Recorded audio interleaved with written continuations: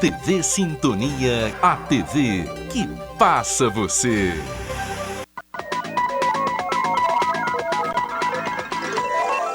Jornal Sintonia. Apoio Mosaic Fertilizantes, ajudando o mundo a produzir os alimentos que precisa. Clique Telecom, o seu parceiro em tecnologia. Bradesco, quem tem conta, conta com mais benefícios. Polícia Rodoviária Federal intercepta carga avaliada a R$1.600.000. 23º óbito por coronavírus é confirmado em Araxá. O cenário crítico de queimadas na região. Minas tem 5 incêndios florestais registrados a cada hora. E a conclusão do inquérito da Operação Malebold.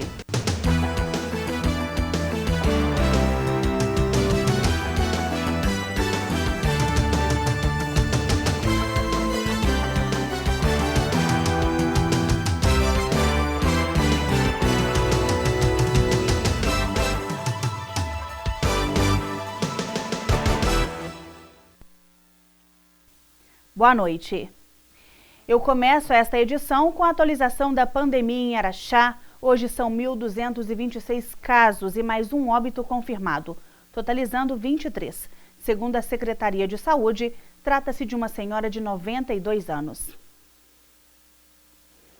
Um rapaz de 29 anos foi preso em flagrante pela Polícia Militar. Ele possui passagem pela polícia por crime de roubo na Rua Carvalho Lopes. Ao ser abordado pelo tático móvel, foram localizadas no celular fotos de uma arma de fogo.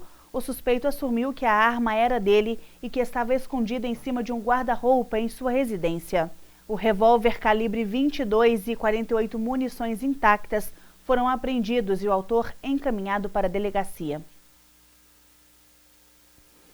E adolescentes com idade entre 18 e 19 anos foram presos durante o patrulhamento da Polícia Militar nas imediações da Praça Princesa Isabel. Com eles foram apreendidos 3 invólucros de maconha, 3 aparelhos celulares e certa quantia em dinheiro. Um homem de 28 anos e outro de 30 foram presos também pelo crime de tráfico de drogas. Eles foram pegos no bairro Fertiza. Com os autores foram localizados 6 papelotes da droga conhecida como escama de peixe, grande quantia em dinheiro e um veículo também foi apreendido. No próximo bloco, queimadas preocupam autoridades e ainda hoje a Polícia Rodoviária Federal apreende carga avaliada ao valor de R$1.600.000.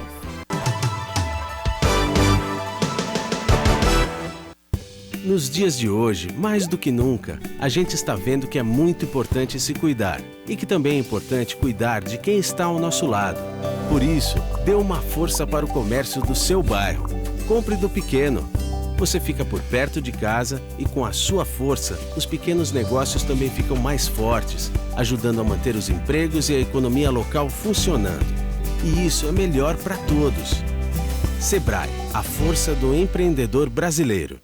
O crime de abuso sexual contra crianças e adolescentes é cruel. As consequências para quem sofre abuso são graves e duram a vida inteira. O abusador é um monstro e deve ser afastado para a cadeia. E quem se omite em denunciar pode receber a mesma punição pelo crime. Nessa quarentena, não seja responsável pelo sofrimento de uma criança. Ao sinal de violência, denuncie. Todos contra a violência infanto-juvenil.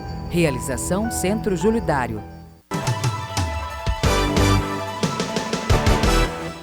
A Caixa Econômica Federal iniciou nesta terça-feira o pagamento do abono salarial para os trabalhadores nascidos em setembro, que ainda não receberam por meio de crédito em conta. Para trabalhadores da iniciativa privada, os valores podem ser sacados com cartão cidadão e senha nos terminais de autoatendimento, unidades lotéricas e correspondentes Caixa Aqui. Tem direito ao abono salarial o trabalhador inscrito no Programa de Integração Social há pelo menos 5 anos e que tenha trabalhado formalmente pelo menos 30 dias em 2019, com remuneração média de até 2 salários mínimos.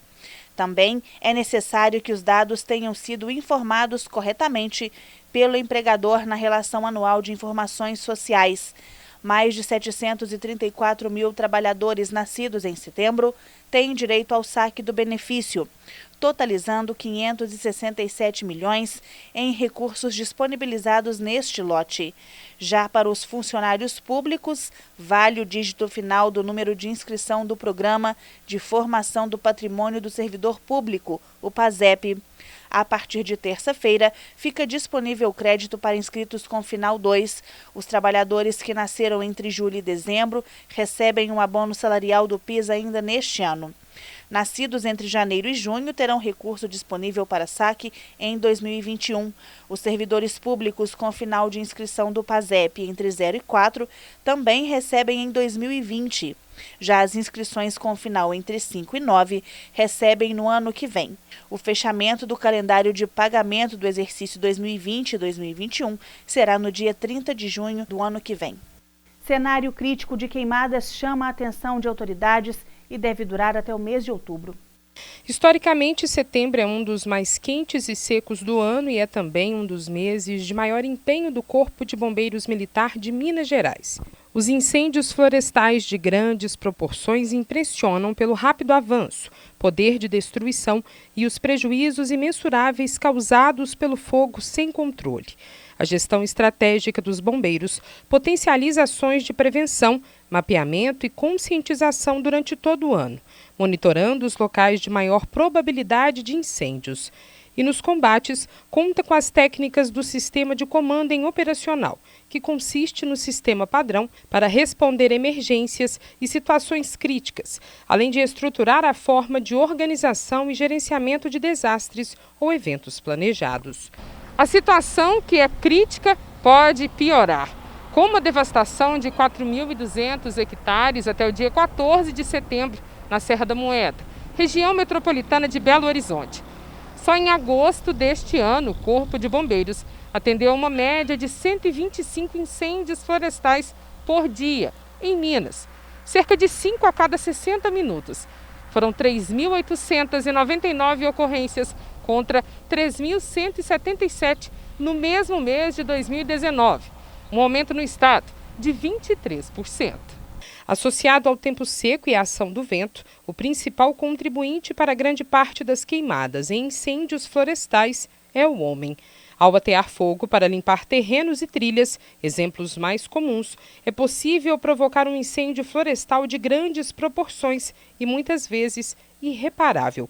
Por isso, para evitar, não jogue pontas de cigarro na beira de estradas nem lixos por aí. Latas de metal e cacos de garrafa podem se aquecer e dar origem a queimadas. Fogueiras somente em locais limpos, sem vegetação. E devem ser bem apagadas após o uso. Em caso de emergência, ligue 193. Os dados de Araxá, comparativo de 2019 com 2020, demonstram um aumento de 34,5% nas ocorrências atendidas entre o período de 1º de janeiro até 14 de setembro. No ano passado, foram 93 registros nesse intervalo de tempo e nos mesmos 256 dias de 2020, 142. Os incêndios florestais, somente no mês de setembro na cidade de Araxá, na primeira quinzena do ano de 2019, e seus atendimentos pelos bombeiros foram 19, e em 2020 um elevado aumento, para 28. Nos dados estão inclusos os registros ocorridos em reservas municipais, estaduais, federais, particulares, pastagens, margens de rodovias e lotes e terrenos vagos. Já está acostumado a esse fluxo de serviço por causa da baixa umidade nessa época do ano. Mas esse ano, em comparação ao mesmo período do ano passado, ele tem apresentado um aumento significativo. E se a gente pensar que só no meio do mês que vem, que vão aparecer as primeiras chuvas, a gente realmente tem que se preocupar com esses fatos aqui na nossa cidade. E ainda hoje, os bombeiros de Araxá atenderam ocorrência de combate a incêndio florestal em uma área rural, com vegetação tipicamente rasteira. O local, denominado Rancho Pedacinho de Chão, que fica a cerca de 10 quilômetros, passando por uma via vicinal, apresentava uma linha de fogo que chegou a ter aproximadamente 4 quilômetros de extensão, no início do combate. A área afetada estimada foi de cerca de 50 hectares. O incêndio foi contido após cerca de 3 horas de combate, com a utilização de sopradores, abafadores, bombas costais, 2 militares do Corpo de Bombeiro e apoio de moradores e vizinhos da propriedade rural. A seguir, Polícia Rodoviária Federal intercepta caminhão carregado com mais de 300 mil maços de cigarro e a conclusão do inquérito da Operação Malebold.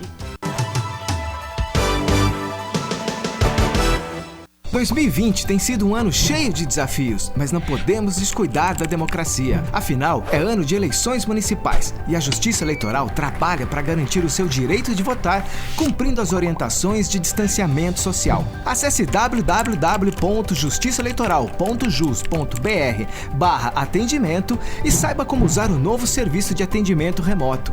Você pode tirar, transferir ou regularizar o seu título e ficar com tudo pronto para votar. Seu voto tem poder. Cada um ajuda como pode. Tem gente como o motorista de ônibus que ajuda quem precisa se locomover. O farmacêutico que ajuda com os remédios. O gari que mantém a cidade limpa. Ou o policial que ajuda lá nas ruas deixando a gente seguro. E tem a nossa gente do Posto Ipiranga e da MPM que ajuda abastecendo esse pessoal. Que ajuda os professores e todos que estão trabalhando em casa. Que ajudam ficando em casa. Posto Ipiranga, você já sabe, se cuida aí. E se precisar, pergunta lá.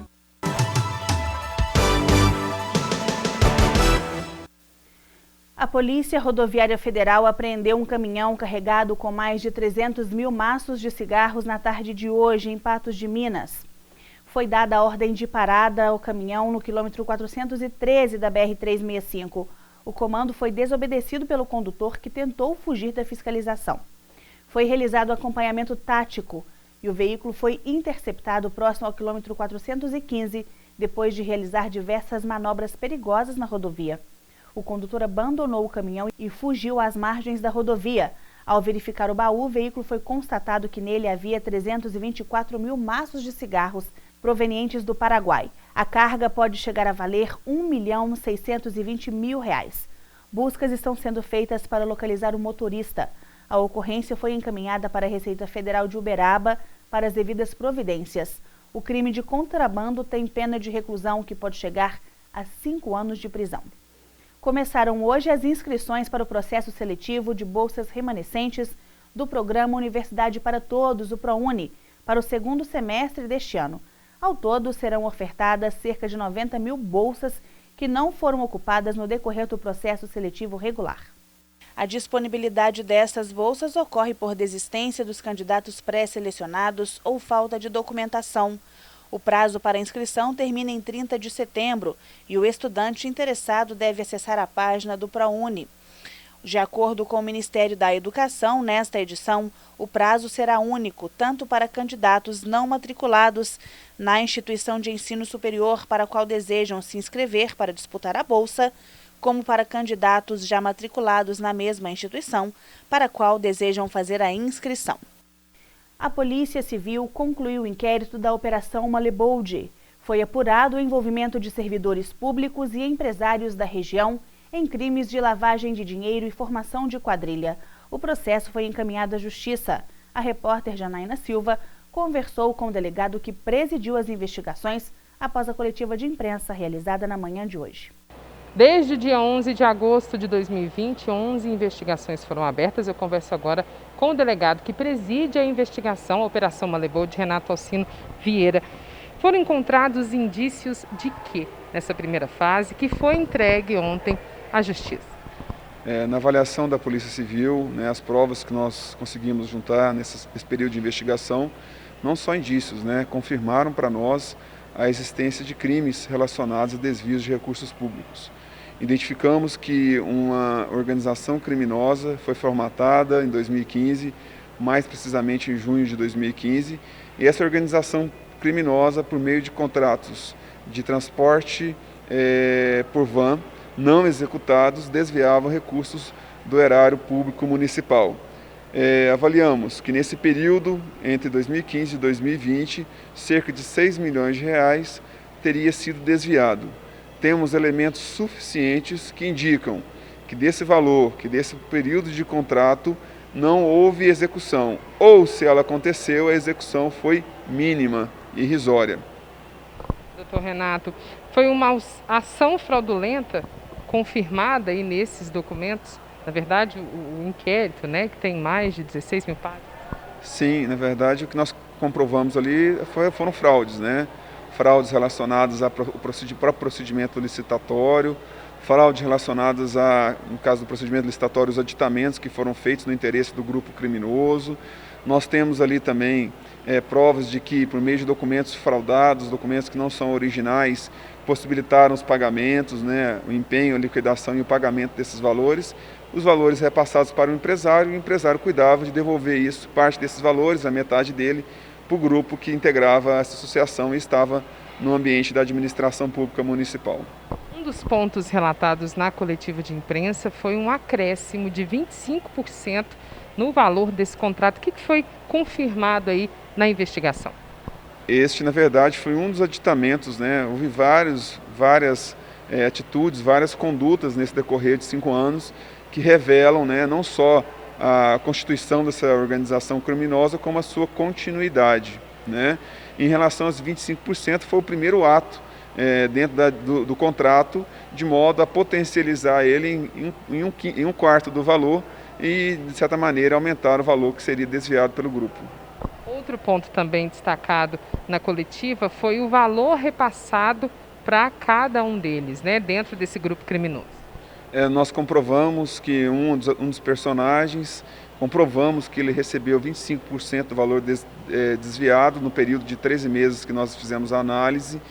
A partir disso, como ele era próximo a uma das pessoas investigadas, nós chegamos à conclusão de que o valor desviado se constituía em 2 montantes. Um montante relacionado à parte empresarial, aos empresários que possibilitavam o desvio, e outro montante para aqueles atores que estavam no ambiente da administração pública municipal. A gente deixar claro aqui para o nosso telespectador, o que foi entregue à Justiça ontem foi a fase 1 da Operação Malebold. Enquanto isso, as fases 2 e 3 continuam sendo investigadas pela Polícia Civil? Sim, as fases, né, elas foram assim denominadas por terem, no caso, a operação. A gente tem as investigações, como você já mencionou, são 11 investigações em andamento, né, 12 com a Malebold em si. Então, a gente faz as fases, conforme são divulgadas, por conta das operações que a gente realiza. E nas operações, dependendo da fase, a gente faz investidas em mais de um inquérito policial, como foi o caso da fase 3, em que na mesma fase nós buscamos provas para 2 inquéritos, um relacionado ao terceiro setor e outro relacionado a fraudes na prestação de serviços. Dentro dessas prisões realizadas, algumas pessoas já até foram liberadas, responde o inquérito em liberdade. Há agentes públicos, né? Na verdade, ex-agentes públicos, nesse contexto, né? Para ouvir também a posição do chefe do executivo, o prefeito não vai ser ouvido? Na verdade, naturalmente, né? A gente tem na estruturação dessa organização criminosa a ex-secretária de governo, né? Que era chefe de gabinete, estava ao lado, né? Ali do chefe do Poder Executivo Municipal. Então é natural dessas investigações você ter, sim, que colher as declarações do chefe do Poder Executivo para saber dele como que isso é percebido por ele ali no ambiente, né?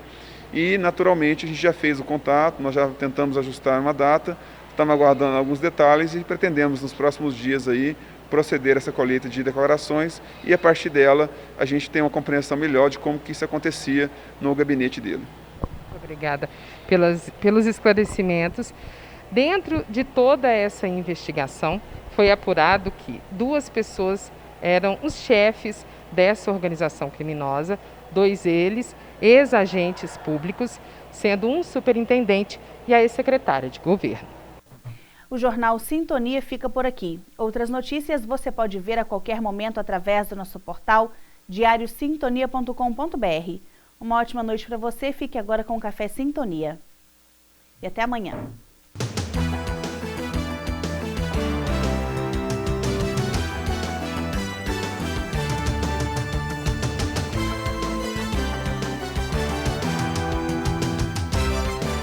Jornal Sintonia. Apoio Mosaic Fertilizantes, ajudando o mundo a produzir os alimentos que precisa.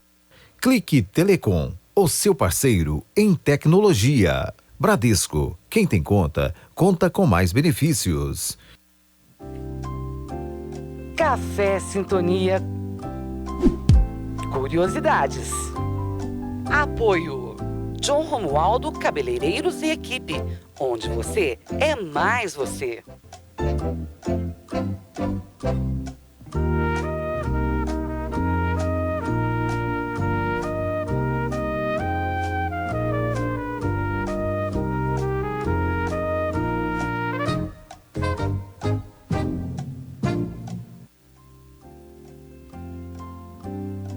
Qual é considerado o sobrenome mais popular do Brasil? Letra A, Silva. Letra B, Santos. Letra C, Souza.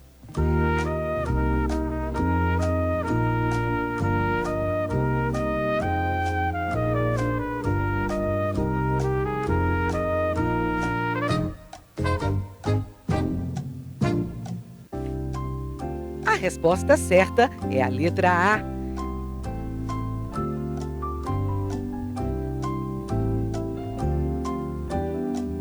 Segundo o levantamento realizado pela revista Super Interessante, o sobrenome Silva, de origem portuguesa, é utilizado por aproximadamente 5 milhões de pessoas, sendo considerado o mais popular do Brasil.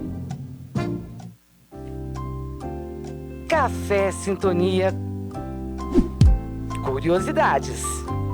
Apoio John Romualdo Cabeleireiros e Equipe, onde você é mais você.